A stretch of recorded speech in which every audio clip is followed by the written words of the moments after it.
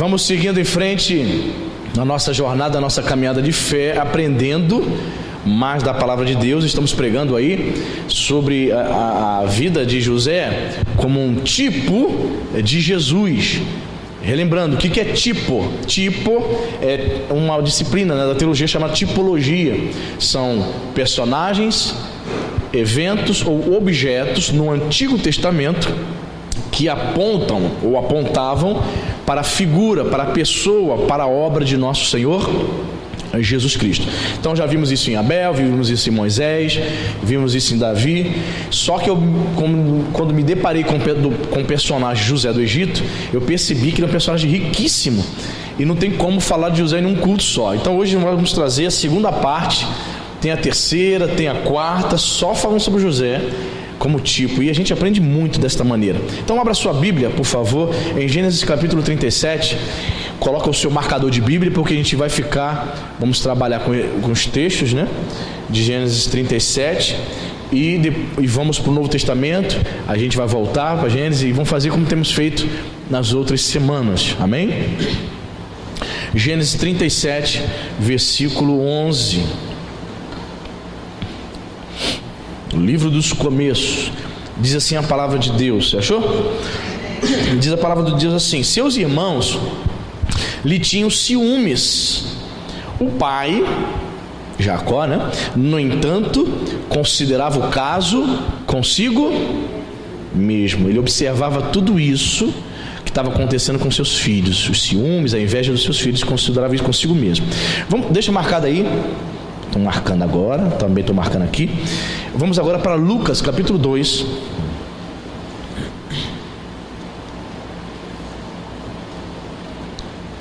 Versículo 51.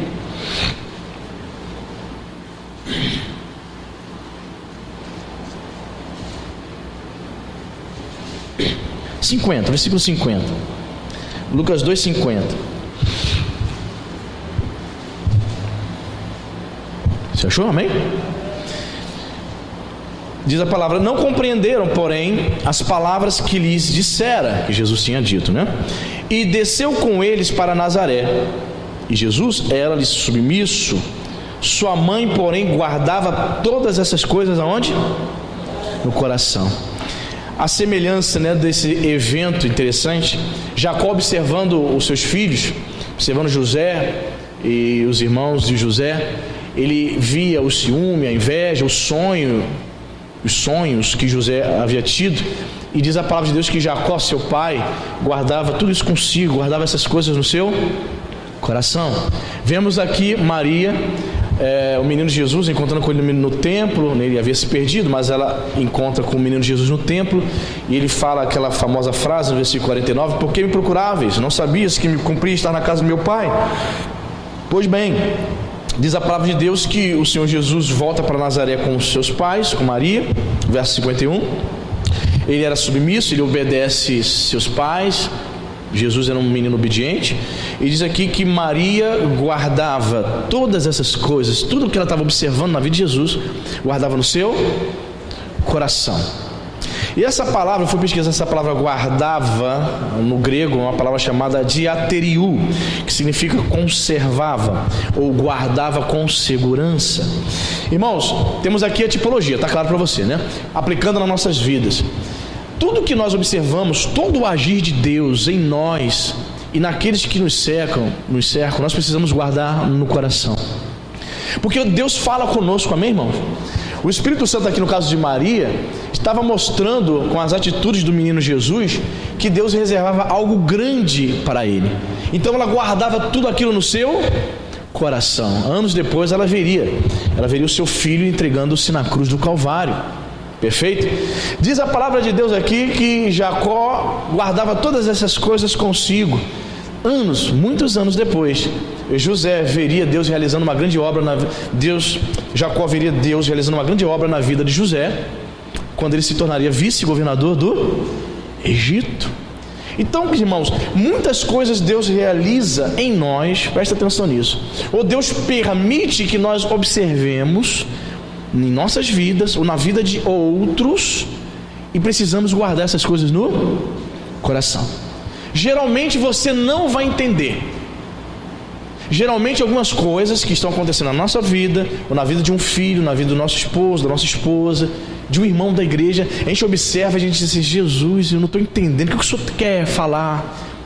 Por que o Senhor está permitindo isso, Senhor? Nós não conseguimos entender, mas a palavra de Deus diz, nos dá um conselho, que nós devemos guardar essas coisas no coração. Possivelmente Deus vai mostrar lá na frente algumas coisas para você, amém, irmão? Eu não sei como é que está a tua vida hoje, tá? A vida de muitos aqui eu sei como é que está, mas talvez você seja uma pessoa reservada e não conte nada para o pastor. Isso não é de contar nada da sua vida pessoal para o pastor. Tem gente assim, né? Tem crente que expõe demais, né? Qualquer coisa, pastor, fala, espirrei. Irmã, toma uma Benegripe, né? Tem gente assim.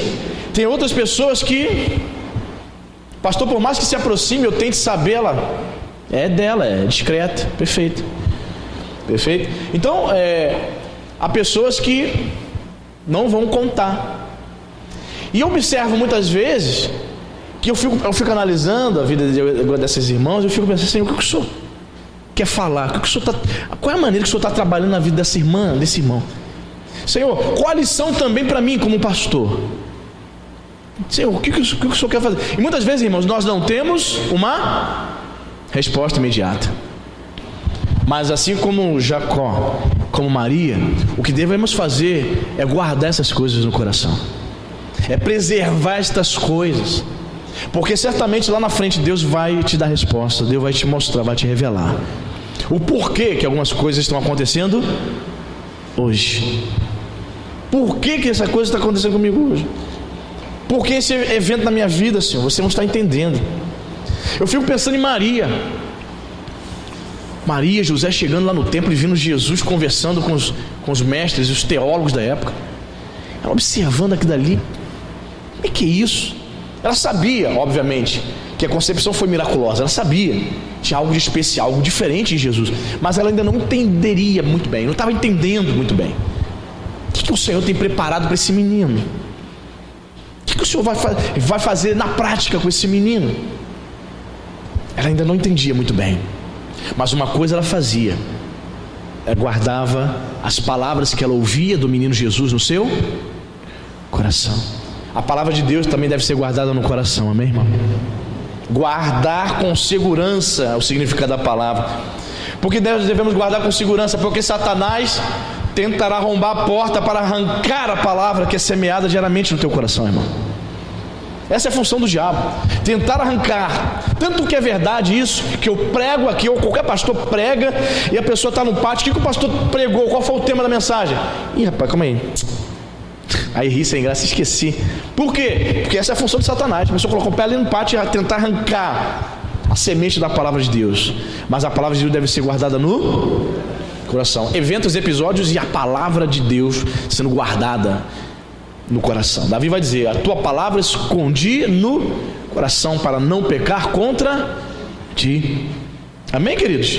Então vemos aqui a primeira tipologia do dia de hoje, deste domingo. Jacó guardando todos os eventos que ele observava na vida de José e de seus filhos, guardando consigo, guardando no coração. E vemos Maria também guardando tudo aquilo que ela via em relação a Jesus no seu coração. Amém? Olha o que diz o versículo 19, capítulo 2, 19, que interessante. Maria, um versículo semelhante, né? Maria, porém, guardava todas estas palavras, meditando-as no coração. A palavra meditar no grego é uma palavra chamada simbalu, que significa refletir. Maria estava refletindo. Meditar no grego é refletir, ficar o que? Pensando na maneira como Deus está trabalhando na vida dela. Ela estava pensando nisso. Ela refletia acerca do modo como Deus estava tratando de Jesus, cuidando. Guardava a palavra de Deus e refletia. Você é uma pessoa que lê a palavra e reflete sobre ela? Ou você é aquela pessoa que chega em casa de noite: vou ler um texto da Bíblia antes de dormir, aleluia, vamos lá.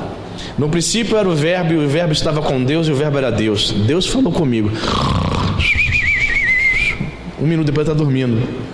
Ei, quando nós lemos a palavra de Deus, precisamos refletir, pensar e perguntar: Espírito Santo, o que o Senhor está falando comigo aqui? Quando eu estou preparando mensagem, geralmente para os irmãos, alguns textos de difícil interpretação, que eu olho e pergunto ao Espírito Santo: o que o Senhor quer falar aqui com a igreja? Primeiramente comigo e com a igreja. O que eu devo falar nesse versículo aqui? Qual é a aplicação que eu devo fazer para a vida dos meus irmãos? Eu começo a refletir, irmãos. Às vezes eu fico queimando o neurônio ali, pensando. Aí eu vou para outro texto. Quando eu volto para ele novamente, Deus, é isso que eu quero que você fale. Porque a palavra de Deus nós devemos guardar no coração e precisamos meditar, precisamos refletir, amém, irmão? Então Maria observava os eventos na vida de Jesus e as palavras de Deus no seu coração, as palavras de Jesus, ela refletia, ela guardava e meditava, que é o mesmo que refletir. Quem está entendendo? Bacana, né? Voltemos lá para Gênesis 37, versículo 13. Diz a palavra de Deus assim: perguntou Israel, né, o pai dele, Jacó, perguntou Israel a José: não apacenta teus irmãos o rebanho em Siquém? Vem, enviar-te-ei a eles. Respondeu-lhe José: eis-me aqui. Amém? Vamos fazer aqui agora a ponte, o link. João capítulo 3, verso 17.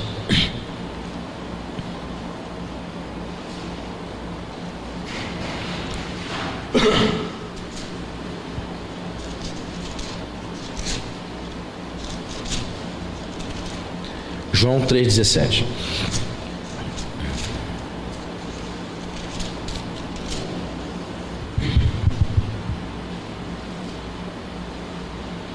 Porquanto, diz a palavra de Deus, Deus enviou seu Filho ao mundo, não para que julgasse o mundo, mas para que o mundo fosse salvo por ele. Percebeu aqui a tipologia?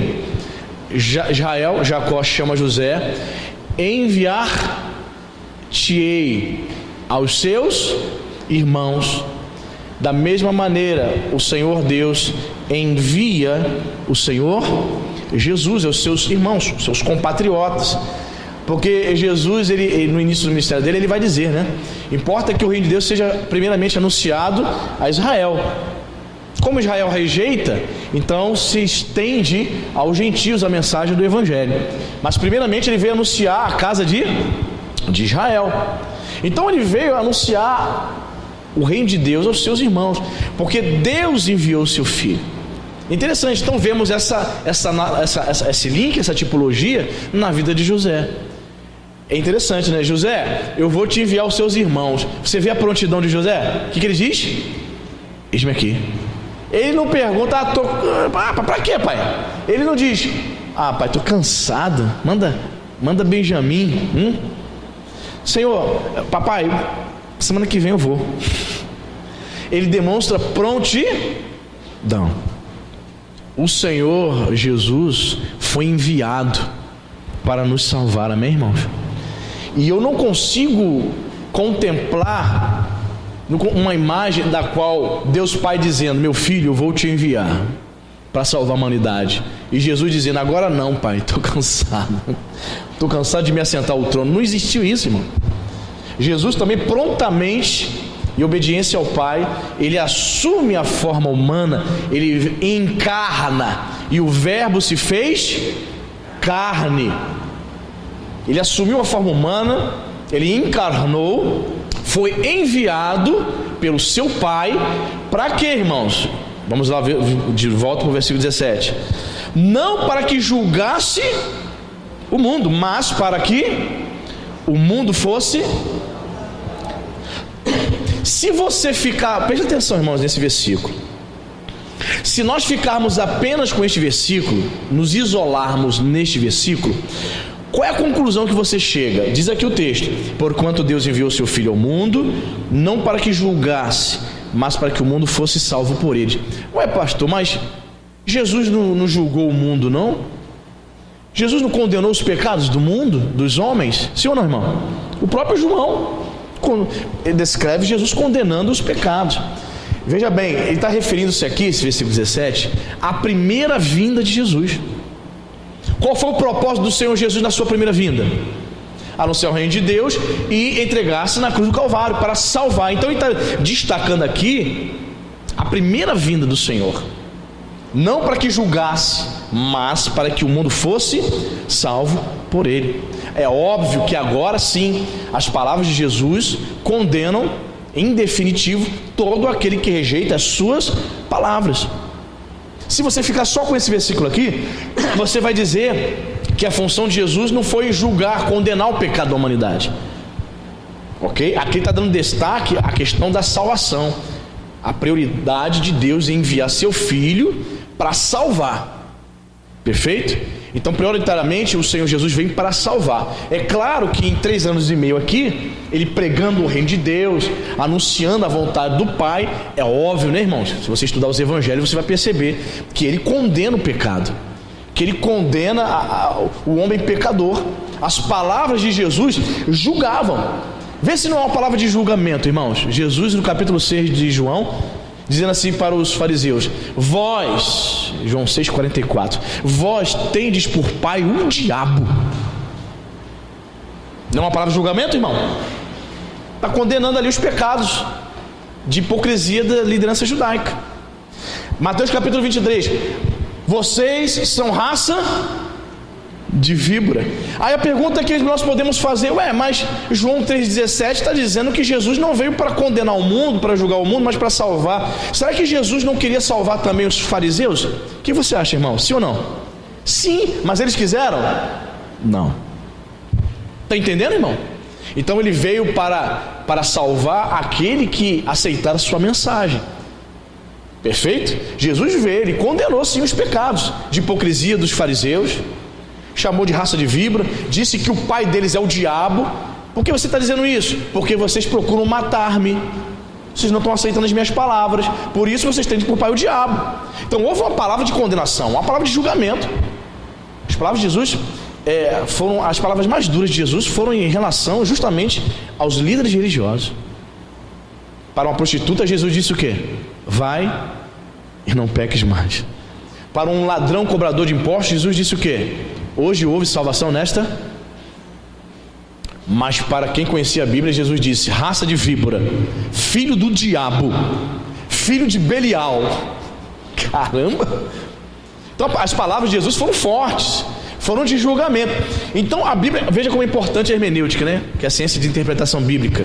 Porque se você fica só com o versículo 17, você vai dizer que Jesus não trouxe nenhuma palavra de condenação, que Jesus não condenou o pecado. E Jesus condenou sim o pecado. Amém, queridos? Deu para entender bem? João capítulo 3, verso 17. Então temos aqui essa segunda analogia, onde vemos José sendo enviado por Israel, por seu pai Jacó, enviado a seus irmãos. E vemos aqui Deus Pai enviando Jesus aos seus irmãos para pregar o evangelho. Irmãos no sentido de conterrâneos, contemporâneos aos judeus. Amém? Muito bem. Terceira lição. Voltemos aqui para Gênesis 37, versículo 15.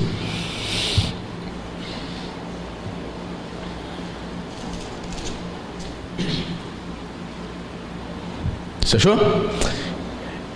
E um homem encontrou a José, que andava errante, repita comigo, pelo campo. E lhe perguntou: o que procuras?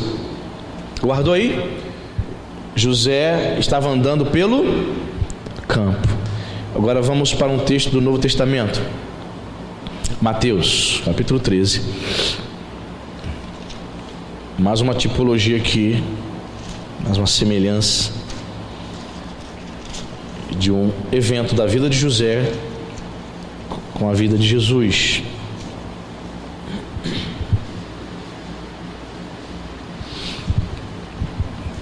Mateus 13, versículo 37 e 38. Jesus explicando a parábola do joio diz assim, Mateus 13, 37: e ele respondeu: o que semeia a boa semente é o Filho do Homem. O campo é o quê? É o mundo. A boa semente são os filhos do reino. O joio são os filhos do... Então Jesus, explicando a parábola aqui, diz que Jesus, o Filho do Homem, ele andou pelo campo, que simboliza o mundo. Repita comigo, o campo simboliza o mundo. Jesus é que interpreta essa parábola, perfeito? Então está dizendo que o Filho do Homem, ele também andou pelo campo, nos seus 3 anos e meio de ministério, semeando a palavra de Deus. Viu que interessante? José também andava errante pelo campo. Jesus andou também pelo campo, que ele diz que é o mundo, semeando a palavra de Deus. O versículo 37 diz isso, não é isso? O que semeia a boa semente é quem? É o Filho. Aí um detalhe importante, irmãos: ainda que Deus use instrumentos humanos, é Jesus que planta a boa semente nos corações. Eu não prego o evangelho aqui, eu prego. A pessoa entende o evangelho, ela vem até mim, como uma irmã aqui na quinta-feira, e procurou: pastor, eu quero conversar com o senhor, eu quero me batizar. Eu falei: glória a Deus, maravilha, está entendendo, está compreendendo. Falei: depois a irmã, agora em janeiro, vai fazer 3 aulas de batismo com o diácono, e depois a irmã vai fazer o módulo 3 meses para se batizar, tendo um entendimento melhor ainda da palavra de Deus. Amém? Ela, amém. Deus não me usou aqui. Quando ela chegou aqui, quem foi que pregou o evangelho para ela? Pastor Anderson, não é isso? Mas espiritualmente falando, quem faz essa operação milagrosa, irmão? Quem é que penetra no coração? Quem é? O Filho do Homem, Jesus, irmão. Quem planta a boa semente, quem semeia essa boa semente, que é a palavra de Deus nos corações, para ver transformação, é o Filho do Homem. Claro, né? Tendo a cooperação do Espírito Santo de Deus também. Mas aqui Jesus está dando destaque também, dizendo que o Filho, a segunda pessoa da Santíssima Trindade, também tem cooperação nesta obra. O Espírito Santo de Deus convence do pecado, da justiça e do juízo. Mas a boa semente também é plantada pelo Filho do Homem, pelo Senhor Jesus. Amém, irmão? Ainda que Deus use você para falar de Jesus para uma pessoa, e você tenha a graça, a alegria de ver essa pessoa se convertendo, se libertando, sendo salva, se batizando e caminhando junto com você nessa jornada de fé, aí você fica muito alegre. A gente até diz, né? Poxa, eu ganhei fulano para Jesus. E a gente até diz isso, né? É legítimo até dizer: poxa, eu trouxe fulano para a igreja. Mas quem é que colocou a boa semente no coração dela? Quem fez uma obra espiritual no coração dela? O Senhor Jesus, o Filho do Homem. Então você vê a analogia. O campo simboliza o mundo. José andava errante pelo campo. Jesus, por 3 anos e meio, ele fazia esse circuito galilaico, né? Andava pela Galileia. No fim da sua vida, né, termina o seu ministério em Jerusalém, a última semana da sua vida. Ele estava ali todo o tempo, semeando a boa semente. O campo, ele explica na parábola do semeador, o campo é o quê? É o mundo. O mundo, as pessoas que vivem debaixo desse sistema, gente. As pessoas que estão cegas. As pessoas que acham que não tem nada a ver, por exemplo, ela adorar uma imagem, está cega. A pessoa que tem como seu guia espiritual um orixá, uma entidade afro, ela acha que isso não tem nada a ver, ela está cega. A pessoa que vive a sua vida à sua maneira, todos os dias bebe uma cervejinha, fuma o seu cigarrinho, trabalha direitinho, paga suas contas, e ela está vivendo a sua vida, ela entende que não precisa ser crente e abandonar essas coisas, abandonar a cerveja dela, os amigos de copo para ir para o céu. Está cega, está no mundo, precisa ouvir a palavra de Deus. A semente precisa ser o quê? Plantada, semeada no campo, no mundo. Amém, irmão? Então o campo, o próprio Jesus dessa explicação, simboliza o mundo. Quem é que semeia essa boa semente no campo, no mundo? Jesus. Quem é que ele usa? Instrumentos humanos. O pregador, o evangelista, o irmão que abre a boca para falar do amor de Deus, que evangeliza, que faz o convite. Mas espiritualmente quem faz esse trabalho é o próprio Cristo. Amém? Deu para entender? Interessante. Então vemos aqui mais uma tipologia. José ele é encontrado andando no campo. Jesus também semeou a semente da palavra no campo. O campo é o mundo, a boa semente são os filhos do reino, o joio são os filhos do maligno. Amém? Muito bem. Tem mais? Temos sim. Voltemos para Gênesis 37. Mais uma tipologia que vemos em José apontando para Cristo. Gênesis 37, versículo 16. Respondeu: procuro meus irmãos, dize-me, onde apacentam eles o rebanho? Disse-lhe o homem: foram-se daqui, pois ouvi-os dizer, vamos a Dotã. Então seguiu José atrás dos irmãos e os achou em Dotã. Então vemos aqui uma procura de José pelos seus irmãos e ele os encontra. Perfeito? Vamos para Lucas, capítulo 19.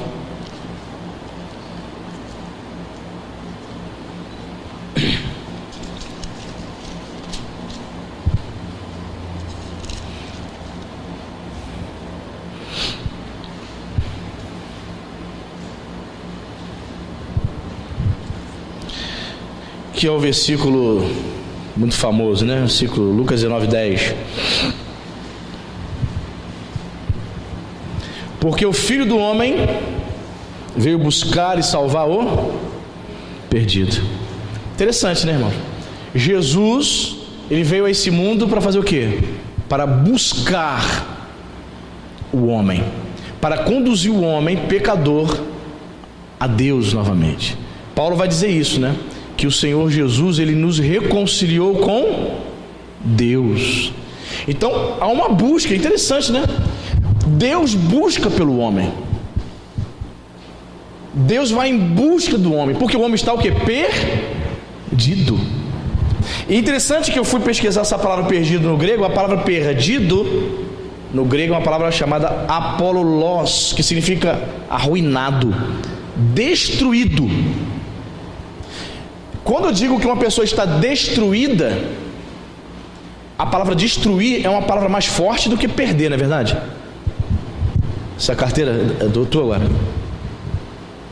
Essa carteira que tem tanto dinheiro, recheada de dinheiro, não.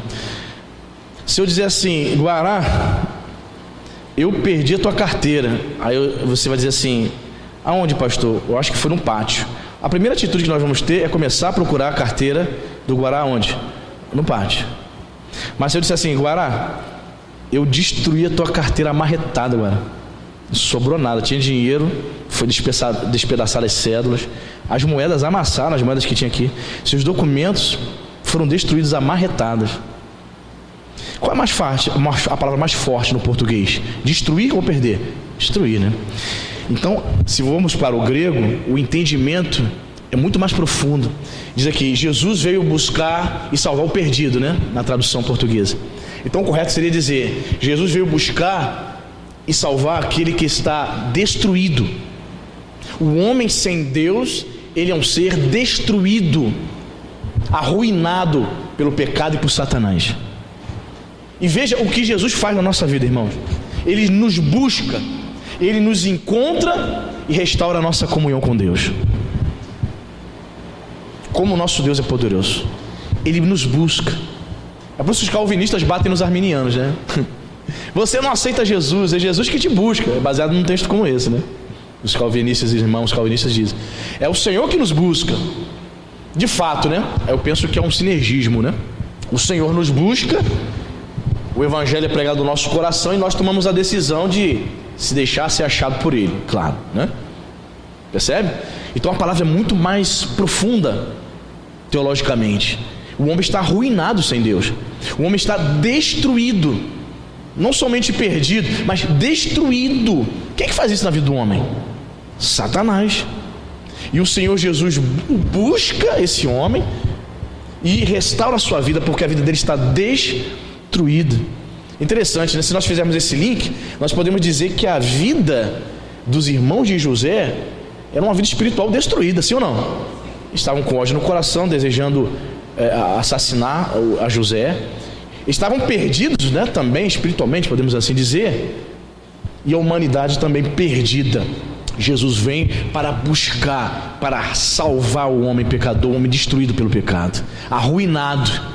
Então, quando uma pessoa ela vive em pecado, em rebelião contra Deus, afastada dos caminhos do Senhor, então teologicamente nós podemos dizer que essa pessoa está arruinada, destruída. Não há vida, não há comunhão com Deus. Somente reconciliado com o Senhor por meio de Jesus Cristo nós podemos dizer que temos a verdadeira vida. Caso contrário, a nossa vida está destruída. E é isso que Satanás quer fazer na vida de muitas pessoas. Muitas pessoas que estão vindo na igreja, elas não estão tendo a dimensão e estão brincando com o diabo. Ela não está dando dimensão que Satanás quer destruir a vida dela, da família dela, das pessoas que ela ama. E ela não leva a sério o evangelho. Não leva a sério. Uma semana é crente, na outra não é. E ela não está tendo a dimensão do propósito de Satanás, que é realmente destruir, arruinar a vida dela. Lembre-se disso, irmão. Jesus, ele te procurou, te achou, amém? Fomos achados por Deus. Ele veio buscar. José foi para o campo procurar os seus irmãos e achou. Jesus veio a este mundo, a este campo, procurar um pecador, nos buscou e nos salvou, porque a nossa vida estava destruída. Nossa vida estava arruinada, irmãos. E tem gente que não tem esse espírito de gratidão, não tem essa noção do que Jesus fez. Eu penso o seguinte, irmãos: a partir do momento que eu e você tivermos a noção do que Jesus fez realmente, você nunca, jamais vai pensar em se desviar da presença de Deus. Nunca, irmão. Porque você vai ter um coração grato. Você vai ter a dimensão do que Jesus fez por você. As pessoas que não têm essa dimensão, ela já está pensando em fevereiro, no carnaval, por ali, no bloco. Ela está pensando em dar aquela escapulida no carnaval. Eu estou na igreja, mas... Está na igreja fulano? Não, mas não estou assim, não sou ainda batizado ainda. Muitas pessoas frequentam a igreja 1, 2, 3, 4 anos, não se batizam. Para quê? Para ter o álibi, para dizer, não, eu estou bebendo porque eu não sou batizado. Eu não sou dízimo, eu não dou dízimo na igreja porque eu não sou batizado. Eu não sou firme na igreja todo domingo porque eu não sou obrigado, não sou batizado. Percebe? Então ela vai empurrando uma vida espiritual, uma vida religiosa, sabe? Com a barriga, vivendo de qualquer maneira, se enganando, achando que vai para o céu no momento que ela bem entender, que ela bem quiser. A gente vê isso nas partidas de futebol. Quando um time é muito bom, vai ganhando todo mundo. Há momentos que esse time ele entra em campo achando o seguinte: o time adversário é fraco, então eu vou ganhar a hora que eu quiser. Muitos times arrogantes pensam assim. Aí primeiro tempo 0-0, chega o segundo tempo 0-0, daqui a pouco dá 20 minutos no segundo tempo, está 0-0, 30 minutos no segundo tempo toma um gol, porque eles estavam de salto alto, a gente chama essa expressão, entrou de salto alto, significa que menosprezou o adversário, achou que iria vencer, em qualquer momento faria 2, 3 gols.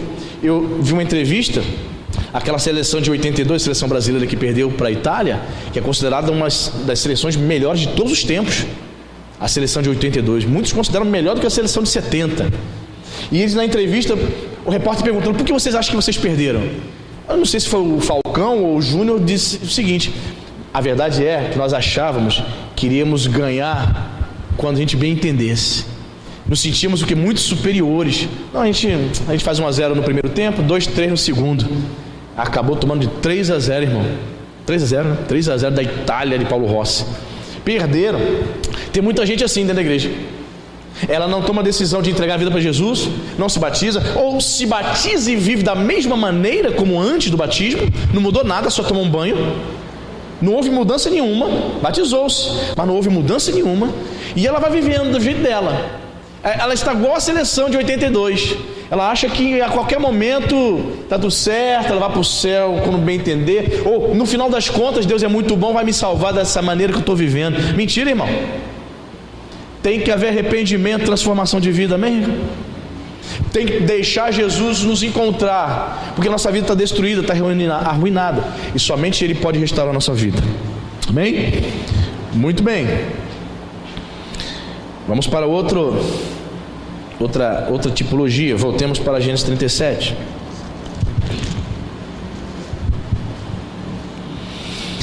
versículo 18. Diz a palavra de Deus: de longe o viram. De longe o viram. Quem o viram? Os irmãos de José, né? O viram, de longe o viram, e antes que chegasse, conspiraram contra ele para... Repita comigo: conspiraram contra ele. Conspirar é o mesmo que tramar, não é isso? Muito bem, deixa quieto aqui, vamos para João capítulo 11.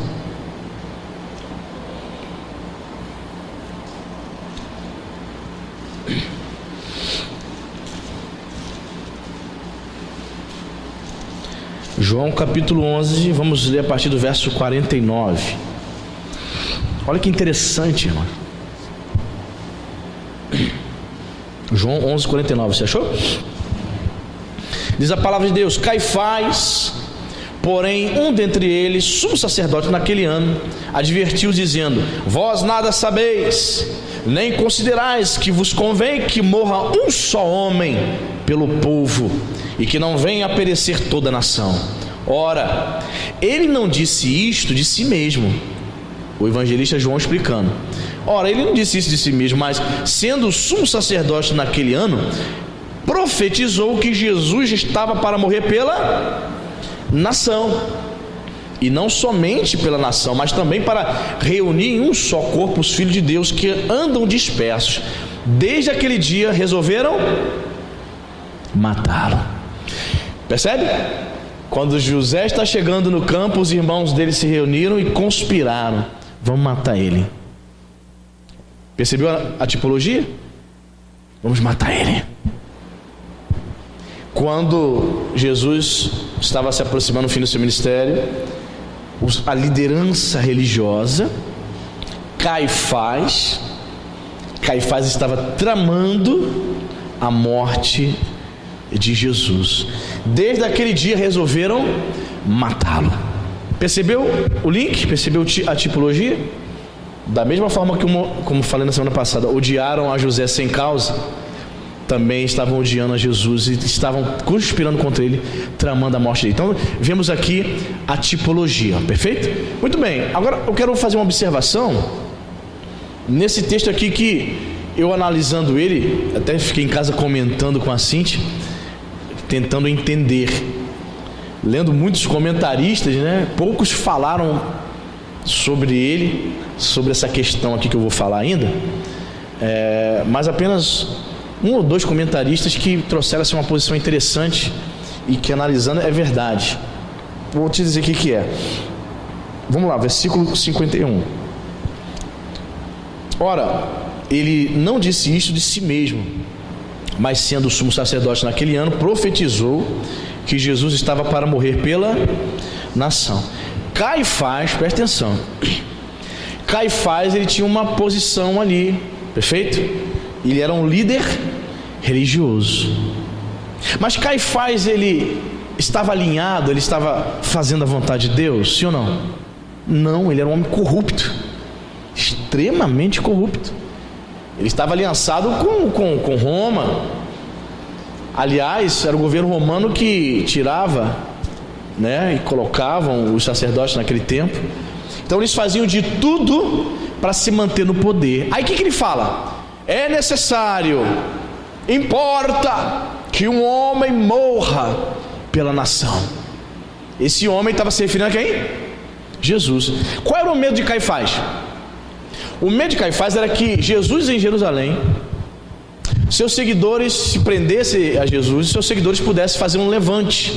Desse levante, para tentar defender Jesus, ele tinha medo de haver uma rebelião e muitos, digamos, os chamados terroristas, né, daquela época, poderiam se aproveitar daquele momento de Jerusalém estar lotado de gente e fazer uma espécie de levante, uma rebelião.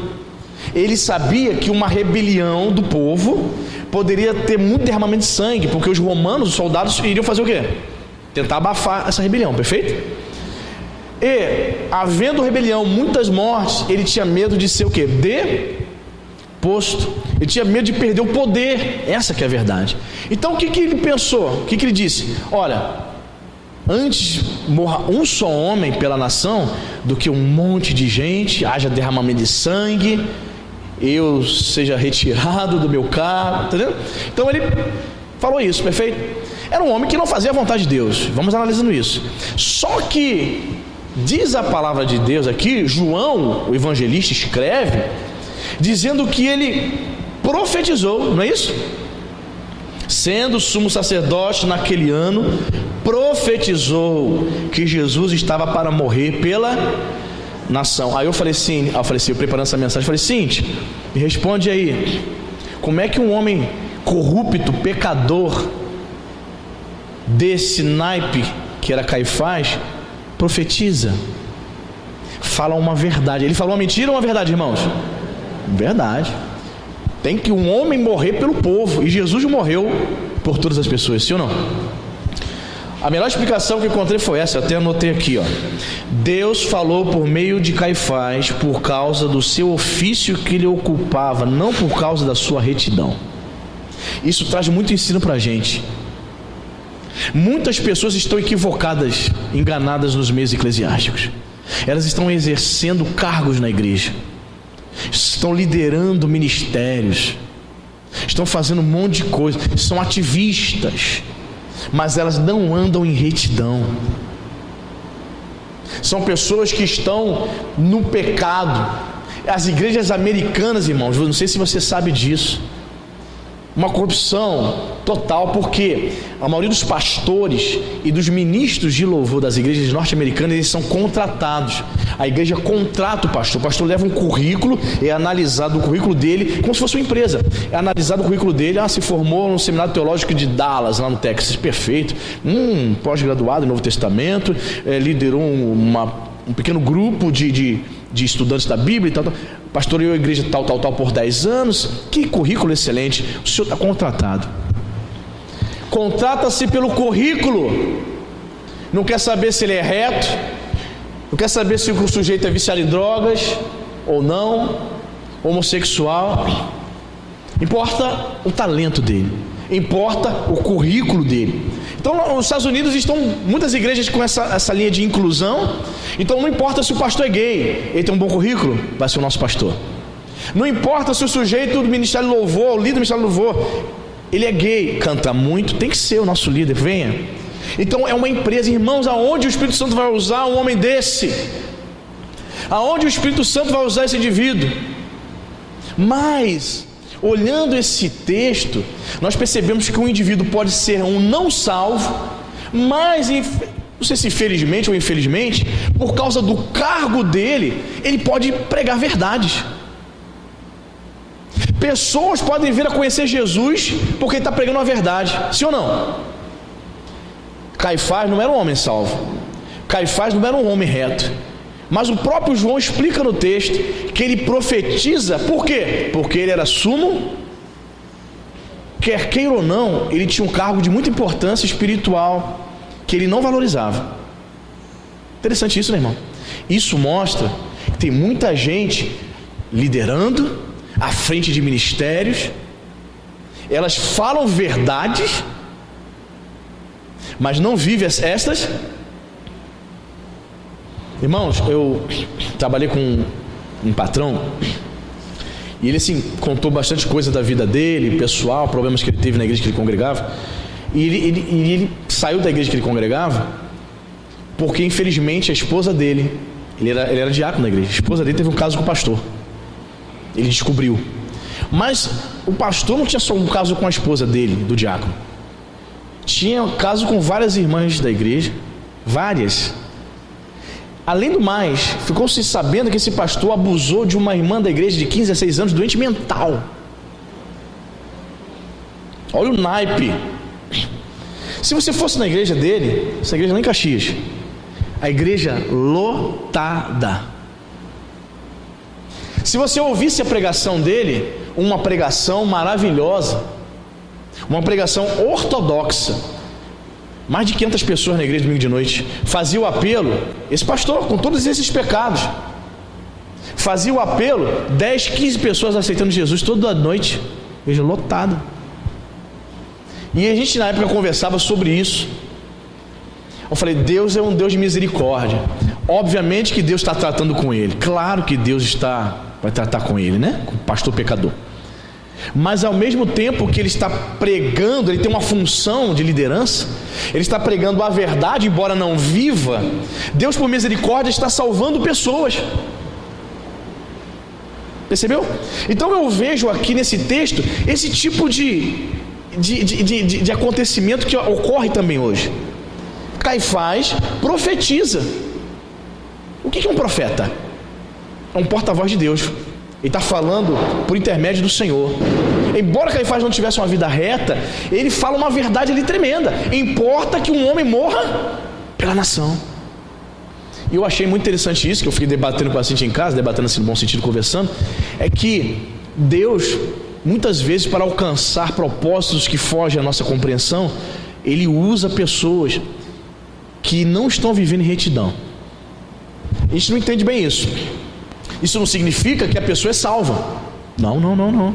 Mas ela decide se manter numa posição que vai falar uma verdade e que vai levar pessoas à salvação. Porque as pessoas que estão ouvindo a palavra de Deus pela primeira vez, ela não tem nada a ver com o pecado dele. Ela não está nem aí, ela não sabe. Mas a palavra que foi proferida, Jesus cura, salva, liberta, é verdade? A pessoa creu naquela palavra. Então ele foi um instrumento. Caifás foi um instrumento. E não há nenhum registro bíblico, irmãos, nem extra bíblico, de que Caifás tenha o que? Se arrependido. Ele permaneceu nos pecados dele, ele morreu nos pecados dele, era um senhor de idade. Ele não se arrepende, compactua, conspira contra a vida de Jesus. Ele trouxe uma verdade, ele profetizou, mas o texto termina no versículo 53. A partir daquele dia, eles começaram a tramar a morte de Jesus. Você está entendendo? Então, existe aí a tipologia. Tramaram a morte de José e tramaram também contra a vida de Jesus. E foi importante falar sobre essa questão aí, porque muita gente pode ler isso. Como é que pode? Um cara perverso, um cara corrupto, profetizou, Deus usou ele. Deus usa por misericórdia, porque existem pessoas que estão ouvindo aquela mensagem. Pessoas ouviram o que Caifás falou. Muitas pessoas ouviram. E nós não temos noção como essa palavra de Caifás aqui, mesmo ele não sendo um homem reto, como essa palavra caiu nos corações. A gente não tem noção. A Bíblia não dá detalhes. O que ficou registrado nos corações para a eternidade, a gente não sabe, irmão. Quantas pessoas podem ter se lembrado dessa palavra e depois começaram a seguir a Jesus? A gente não sabe. Você entende, irmão? Então, pode acontecer isso. Pessoas que não estão na retidão, elas podem desejar continuar ali e podem proferir uma palavra verdadeira que pode levar pessoas à salvação, embora ela mesma não seja salva. Deu para entender isso? Amém? E para a gente poder fechar a última tipologia, voltemos lá para Gênesis 37. Vamos ver o versículo 19.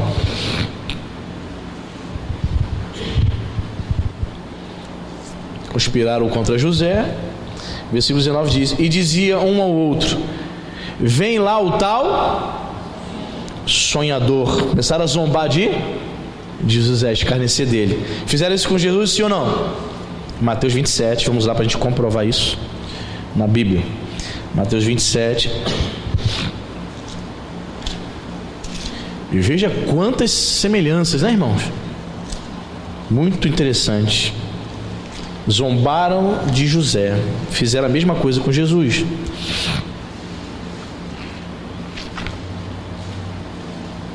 Mateus 27, versículo 27.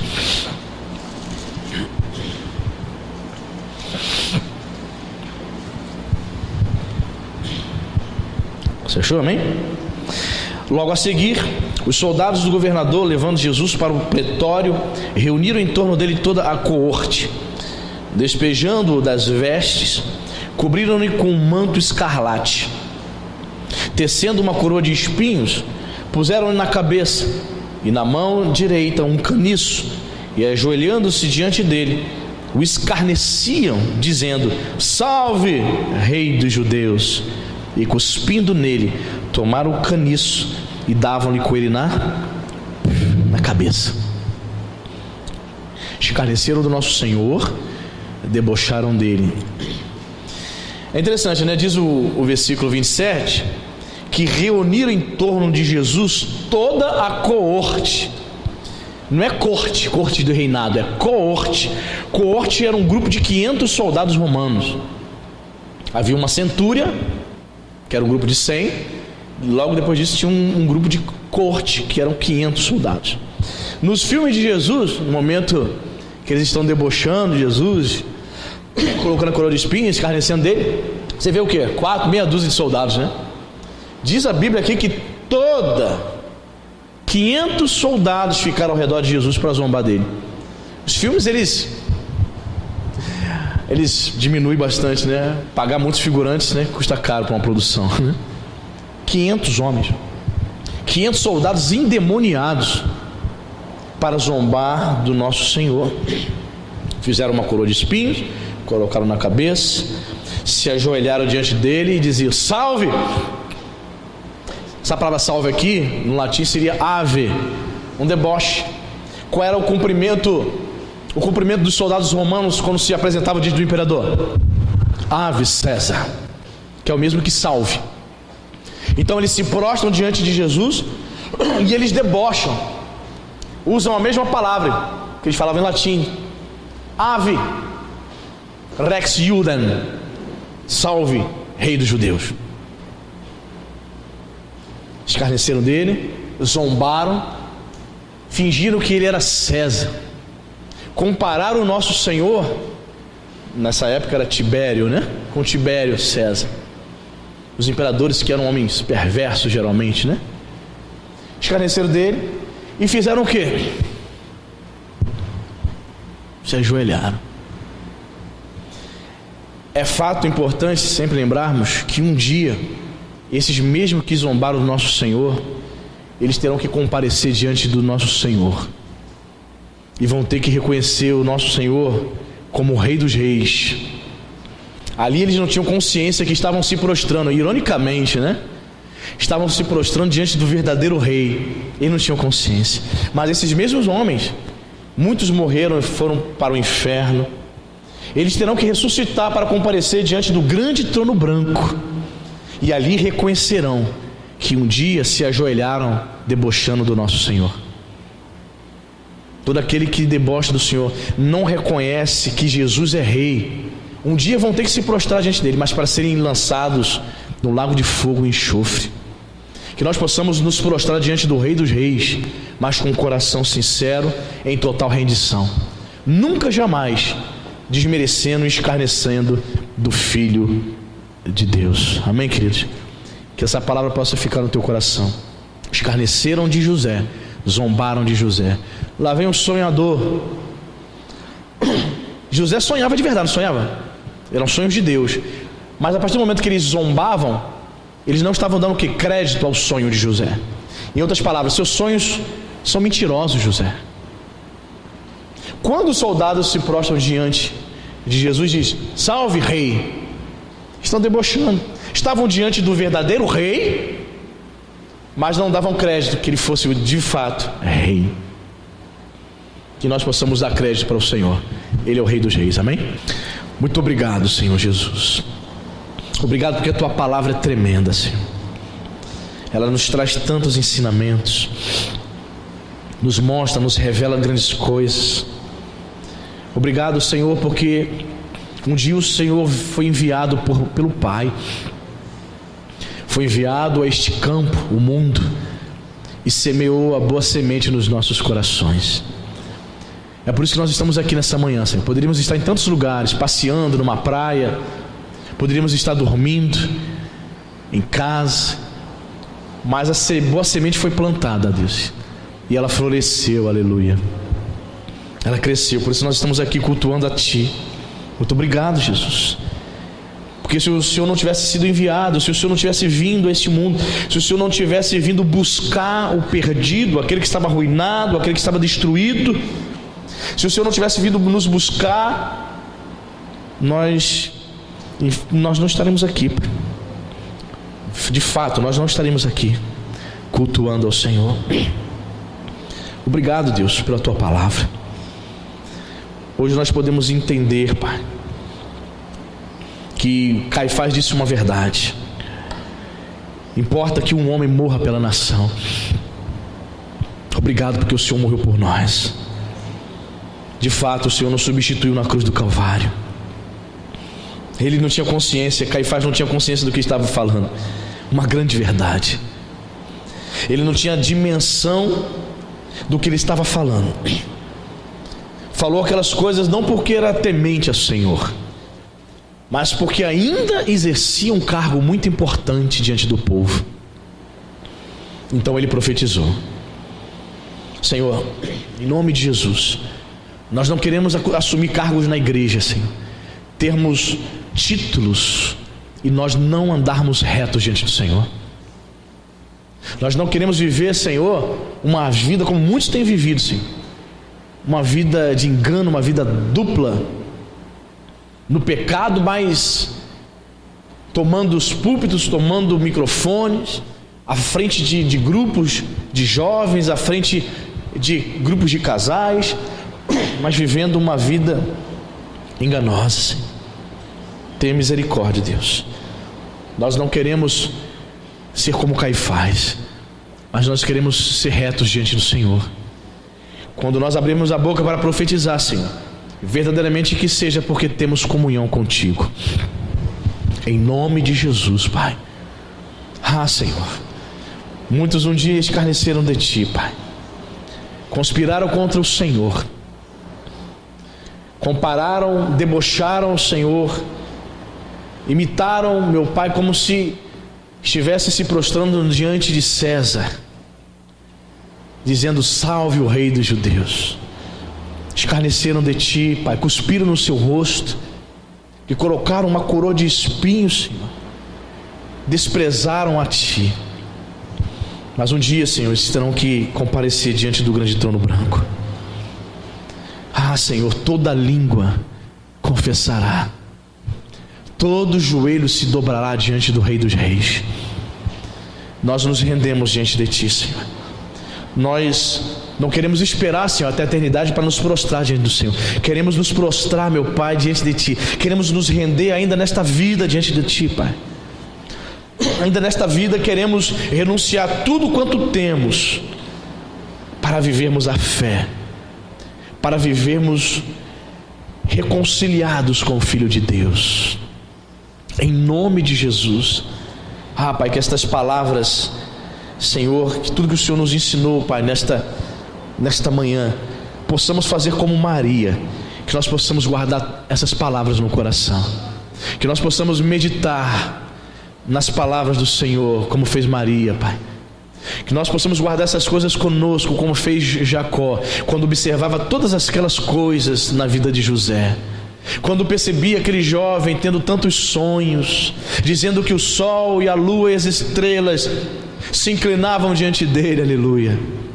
José não entendia muito bem, mas ele guardava consigo todas aquelas coisas. Talvez você esteja vivendo, meu irmão, dias em que você não esteja entendendo muito bem o que o Senhor está fazendo, mas guarde essas coisas no coração. No futuro Ele vai te revelar o porquê que Ele está fazendo isso.